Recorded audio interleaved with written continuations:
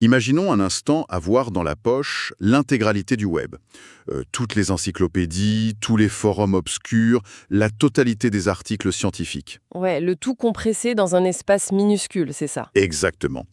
Sauf que c'est pas une copie parfaite, hein. C'est ce qu'on pourrait appeler un fichier zip flou, genre une version hautement approximative et probabiliste de la connaissance humaine. Et sur laquelle on aurait collé un grand smiley très amical pour faire la conversation, en fait. Voilà, le fameux Smiley VLLM. Le but de cette exploration approfondie aujourd'hui, en se basant sur les notes et démonstrations de l'expert en IA, Andrzej Karpathy, c'est de démystifier cette mécanique. Tout à fait. Notre mission, c'est vraiment d'aller au-delà du simple gadget. Ouais. Pour montrer très exactement comment transformer ces grands modèles de langage, ces fameux LLM, en une véritable armée d'assistants personnels. L'idée, c'est d'apprendre à exploiter cette intelligence sans se heurter à ses limites, surtout si on veut apprendre vite et bien. Et le contexte actuel exige vraiment cette compréhension. On navigue désormais dans un écosystème hyper riche et fragmenté. OpenAI, Claude, Gemini, Grok, DeepSeek, Il y en a partout, quoi. c'est ça. Chaque laboratoire propose une saveur différente, avec ses propres biais et ses propres forces. Donc, pour pas être le jouet de ces outils, faut disséquer l'entité qui réside dans la machine. Donc décortiquons ça, parce que cette histoire de fichier zip flou, c'est quand même super intriguant.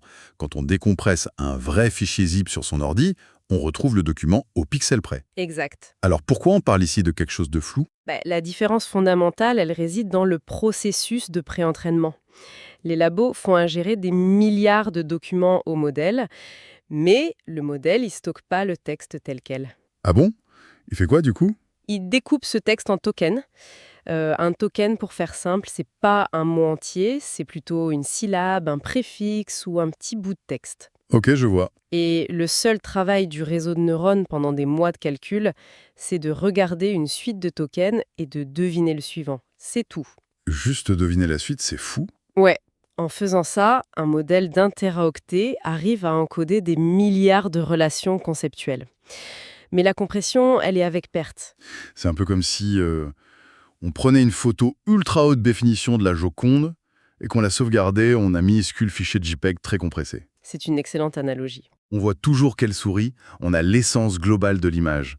Mais si on zoome au max sur ces cils, les pixels sont plus ceux d'origine. L'algorithme devine juste ce qui devrait s'y trouver statistiquement. C'est exactement ça. Et c'est d'ailleurs précisément ça qui provoque ce qu'on appelle les hallucinations. Quand le modèle invente une jurisprudence ou un fait historique, en fait, il ment pas vraiment.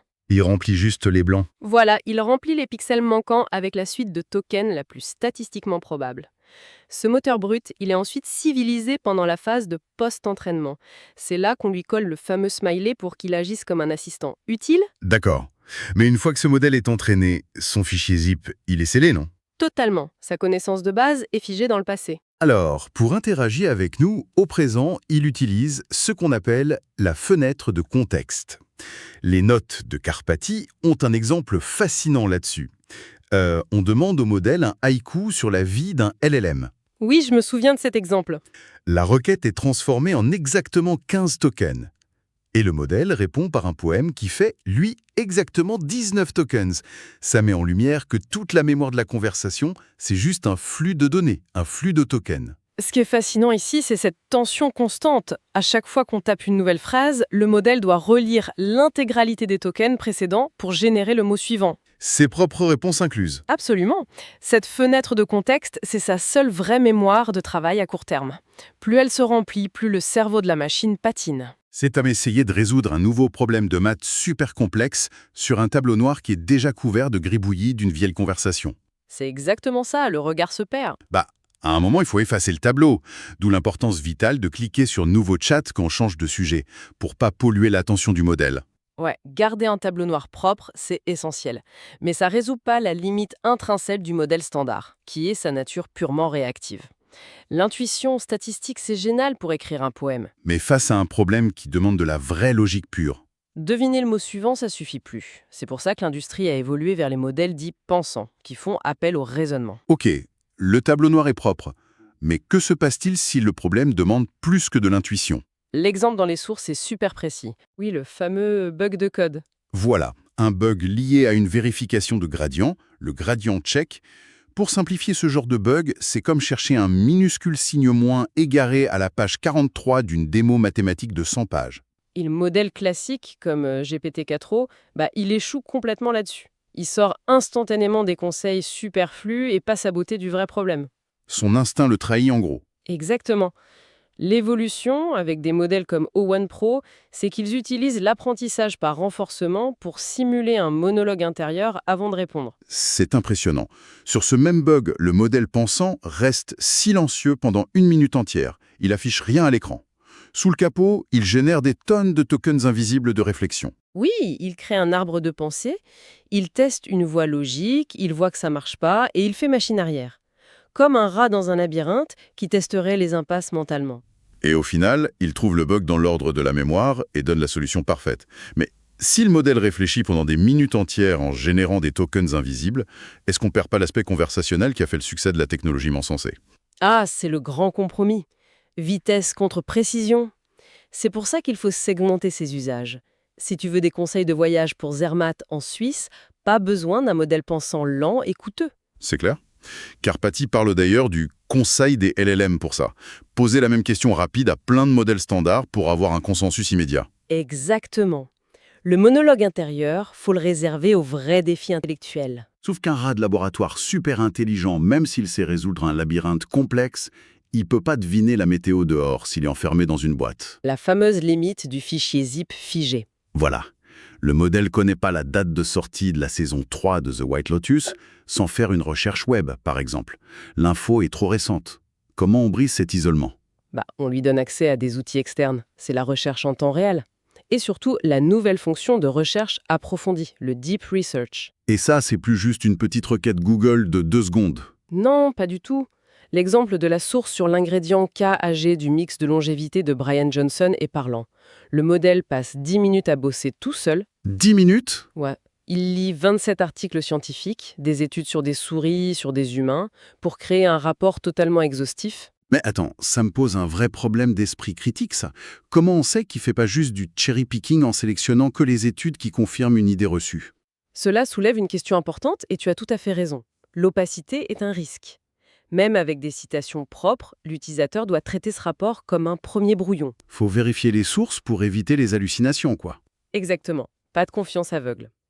C'est aussi pour ça que l'ingestion directe de documents par l'utilisateur est parfois plus sûre. C'est ce qu'on appelle la lecture assistée.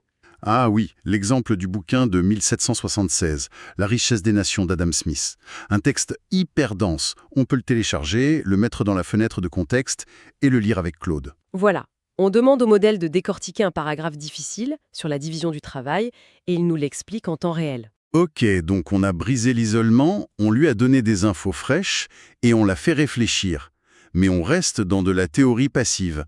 Comment on passe à l'action concrète? En utilisant des interprètes Python de manière autonome. Si on demande 30 fois 9 à un LLM, il le fait de tête avec ses probabilités.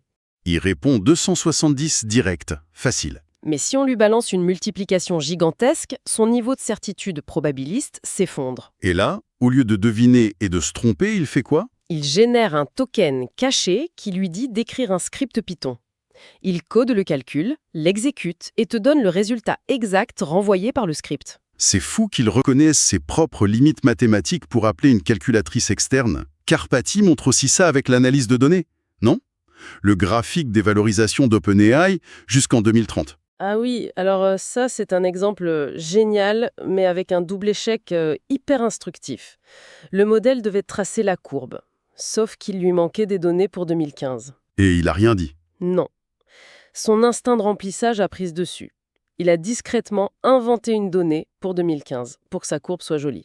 C'est le stagiaire qui panique et qui bidouille son fichier Excel, quoi. C'est ça. Et pire, dans le texte à côté, il a fait une erreur d'extrapolation absurde, parlant de 1,7 billion au lieu des 20 billions que la formule mathématique affichait. Le cerveau littéraire qui se déconnecte du cerveau mathématique. C'est chaud. Mais quand ça marche, c'est vrai que ça redéfinit tout. Notamment avec la création d'applications. C'est là que ça devient vraiment intéressant. Tu penses aux artefacts de Claude Mouquet? Il demande des flashcards pour réviser la vie d'Adam Smith. Puis il dit juste « Écris une petite application interactive pour tester ces cartes ». En quelques secondes, bim, le modèle génère une vraie application. Oui, avec le code complet, l'interface visuelle, on peut cliquer sur les cartes directement dans le navigateur. L'outil passe vraiment d'encyclopédie à producteur. Et ça va encore plus loin avec des outils comme Cursor pour la programmation assistée. C'est le fameux vibe coding. Codé au feeling, ouais. Dans l'exemple, l'utilisateur veut faire un jeu de morpion, le tic-tac-toe. Il décrit le truc, le logiciel le fait. Ensuite, il dit juste « ajoute des confettis et un son de victoire quand on gagne ». Et l'IA cherche la bibliothèque, règle le son et livre le jeu. L'analogie est belle ici. On n'est plus le maçon qui pose les briques une à une. On devient l'architecte qui décrit le bâtiment à une armée d'ouvriers hyper rapide. C'est magique. Mais bon, diriger cette armée avec un clavier, ça reste un peu archaïque. La vraie révolution dont parle la source pour sortir du texte, c'est la multimodalité. Oui, la capacité des modèles à voir et entendre le monde nativement. Et faut bien séparer la dictée vocale, le faux audio, du vrai audio. C'est quoi la différence au juste? Le faux audio, c'est quand un système transcrit ta voix en texte, envoie le texte au modèle et lit la réponse avec une voix robotique. L'émotion est perdue.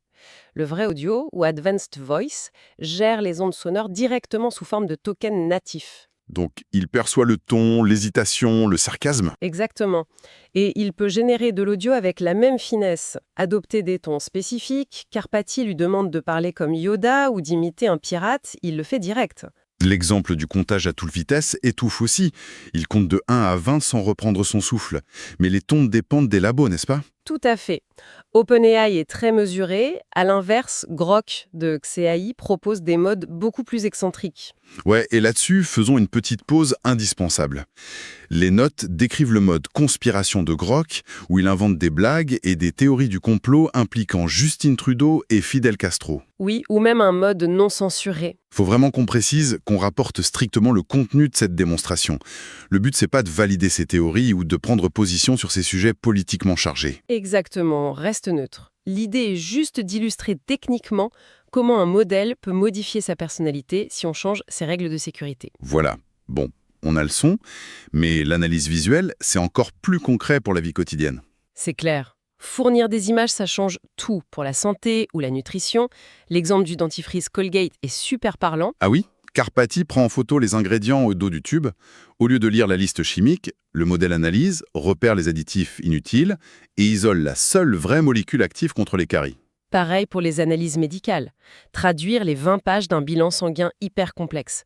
L'IA lit pas juste les chiffres, elle comprend ce que ça implique pour le métabolisme. Si on relie ça au contexte global, l'IA décode notre réalité sensorielle, les pixels d'une prise de sang. Et elle comprend même l'humour visuel. Face à un mème d'un corbeau qui en menace un autre, elle explique la blague du attempted murder, parce qu'en anglais, un groupe de corbeaux s'appelle un murder. Incroyable! Et pour finir sur cette personnalisation visuelle et textuelle, il y a la création de GPT personnalisés. L'exemple de la série coréenne Singles Inferno est génial. Ah, ce cas d'usage pour l'apprentissage est parfait. L'utilisateur prend une photo des sous-titres coréens sur sa télé. Et le GPT personnalisé est configuré pour non seulement traduire, mais expliquer la grammaire mot à mot comme un vrai tuteur linguistique. La machine ne se contente plus de lire du texte, elle s'adapte à un besoin d'apprentissage hyper spécifique. Alors, qu'est-ce que tout ça veut dire? Si on résume notre voyage, on est parti d'un fichier zip flou, une grosse calculatrice probabiliste. Ouais, pour arriver à des modèles pensants, capables d'autoréflexion. On a vu la création autonome d'applications comme le tic-tac-toe et l'analyse de notre monde physique, du dentifrice au bilan sanguin, grâce à la vision et au vrai audio. L'idée claire à retenir, c'est que l'IA est devenue un vrai partenaire collaboratif. Elle nécessite une direction claire, mais aussi un esprit critique aiguisé face au risque d'hallucination. Exactement. C'est plus un outil séparé, c'est une prothèse intellectuelle. Mais du coup, ça soulève une pensée un peu provocatrice pour la fin. Ah, laquelle? À mesure qu'on délègue la mémorisation de nos notes, l'analyse de nos prises de sang et même la lecture de bouquins ardus à ces intelligences synthétiques, Qui ont une mémoire permanente sur nos vies, oui. à quel moment l'outil cesse-t-il de s'adapter à nous pour que nous commencions subtilement à penser et à formuler nos idées exactement comme lui? Une belle question à méditer la prochaine fois qu'on ouvre une fenêtre de discussion.